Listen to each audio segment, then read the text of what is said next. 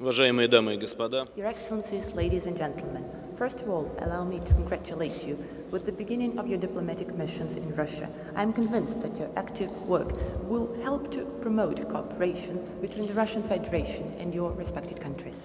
несколько слов о текущей ситуации.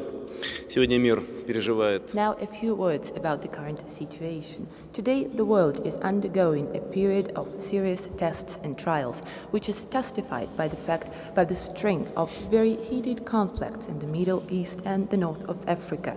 The changes that are underway there, as was recently noted in the declaration of the G8 summit in Deauville, are of historic nature and might pave the way to transformation similar to those that took place in the Central Europe after the Berlin Wall fell.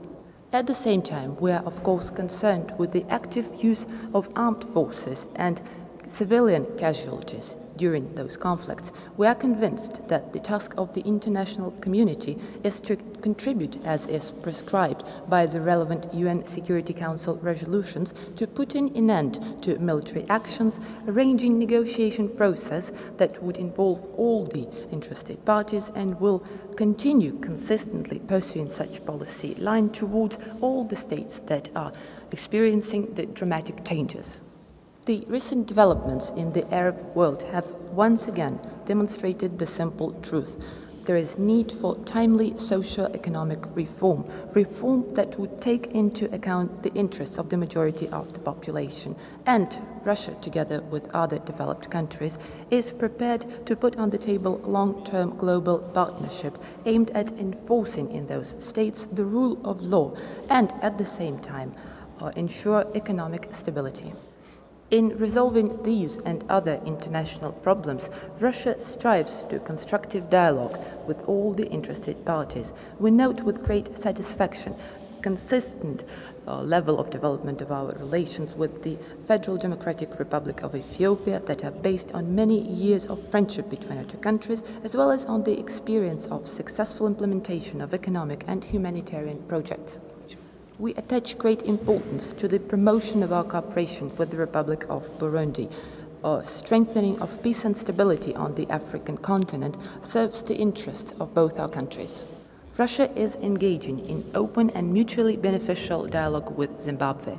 I count that together we will be able to fully tap the potential of our cooperation in trade, economic sectors, the area of culture and education. The historic ties between Russia and the Holy See have been dynamically developing now in the format of official diplomatic relations. Our cooperation is marked by proximity of our positions on large number of issues, inter alia those that have to do with legal and moral priorities in the relations between states. I am convinced that on this basis we will be able to achieve a lot to expand the area for communication between representatives of different religions and cultures to resolve the most burning humanitarian issues of the modern days. We strive to step up our cooperation with Japan, our neighbor and very important partner. During the meeting with Prime Minister Khan in Deauville, we discussed all matters of our bilateral agenda. Among priority tasks, of course, is assistance to Japan in overcoming the consequences of the dire man-induced and natural disaster, as well as enforcing economic and scientific cooperation. I would also like to note our close cooperation in the Asia-Pacific region, where Russia strives to build new, based on multilateral approaches, architecture of security and cooperation. We're determined to further on strengthen our relations with the Argentine Republic, one of our key partners in Latin America. We attach special importance to the expanding contacts in high-tech areas and finding together ways to achieve comprehensive modernization and innovative development, the task which both our states are facing. Mutual respect and sincere friendship have been long linking Russia and the Republic of India. Today, our countries reached new level of partnership which can be referred to as privileged strategic partnership. It is marked not only by the fact that it is based on trust and we're engaging in political dialogue, but it is also characterized by large-scale trade, economic, military-technical ties, promising cultural projects. Another important milestone in expanding our cooperation will be the forthcoming official visit to Russia of the Indian Prime Minister that will take place this year.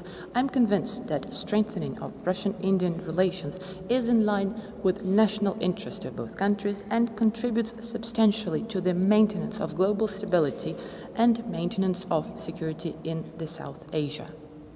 We're interested in developing multifaceted bilateral cooperation with the Republic of Equatorial Guinea, and the recent visit that took place in June this year to Russia of the President Teodoro Obiang Nguema Mbasogo contributed a lot to that purpose. We hope that his work in the capacity of the President of the African Union will make a substantial contribution to strengthening of stability on the continent.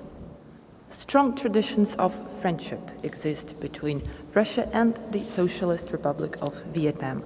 We note with great satisfaction the consistently growing volume of our economic partnership, including in fuel and energy sector, where the flagship of our interaction, joint venture Viet Sov Pedro, has been working for over 30 years. Very important arrangements on further development of the whole range of bilateral relations were reached during the last fall meeting in Hanoi, the summit that took place there.